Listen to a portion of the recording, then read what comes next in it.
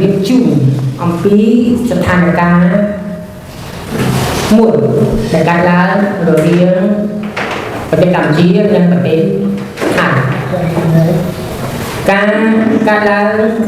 រវាងកម្ពុជានិងថៃគឺយើងសង្កេតឃើញចាំអត់គ្នាអត់មានអ្នកណាគេបាត់បង់អត់មានអ្នកណាគេធ្វើ AI ទេគឺជាការពិតគឺប្រទេសថៃគឺឈ្លានពានប្រទេសកម្ពុជាការឈ្លានពាននេះគឺគាត់បានគ្រប់គ្រងទឹកដីខ្មែរច្រើនហើយបានបំពេញបំផ្លាញទ្រព្យសម្បត្តិរបស់ប្រទេសកម្ពុជាយើងជាពិសេសហេដ្ឋារចនាសម្ព័ន្ធច្រើនដូចជាវត្តអារាមមន្ទីរពេទ្យសាលារៀននិងកន្លែងស្នាក់ការមួយចំនួនរបស់ប្រទេសកម្ពុជាដូចជាប៉ុស្តិ៍នគរបាលដីប៉ុស្តិ៍យាមកាមផ្សេងៗរួមជាមួយនឹងទីចាត់ការធ្វើតាមតែហ្នឹងឃើញថាមានការបំពេញបំផ្លាញក្នុងនោះយើងសំដៅទៅលើសិក្សានិស្សិត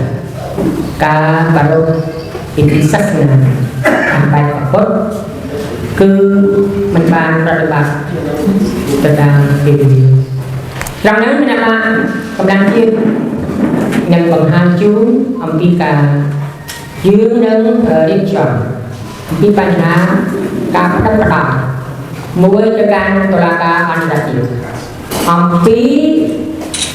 ខេត្តឈៀងមាសកម្ពុជាចឹងយើងនឹងរកតុលាការយុតិធម៌ដើម្បីឲ្យមានការផ្ដល់ជូនឡើងវិញនៅការអនុឋាននេះជាដើមហេតុនៃគណៈបកកម្លាំងជាតិជំរាបជូនឬក៏ធ្វើសិទ្ធិខ្សែជូនអ្នកខ្សែទាំងអស់ឲ្យបានជ្រាបថាយើងនឹងរៀបចំបណ្ដឹងមួយដាក់ទៅកាន់តុលាការព្រំដែនអន្តរជាតិហៅកាត់ថា ICC ហើយខ្ញុំមានរបៀបនៃការជំរាបជូនអំពីបញ្ហានៃដើមហេតុដែលធ្វើឲ្យយើងធ្វើសន្តិកិច្ចពីខាងនេះហើយយើងនឹងជូនកិច្ចការនេះទៅលោកទីប្រឹក្សាហើយនឹងលោកព្រំសភាដើម្បីចែករំលែកឲ្យទៀតថាតើអ្វីខ្លះដែលយើងត្រៀមនឹងធ្វើនៅពេលខាងមុខនេះសូមអរគុណ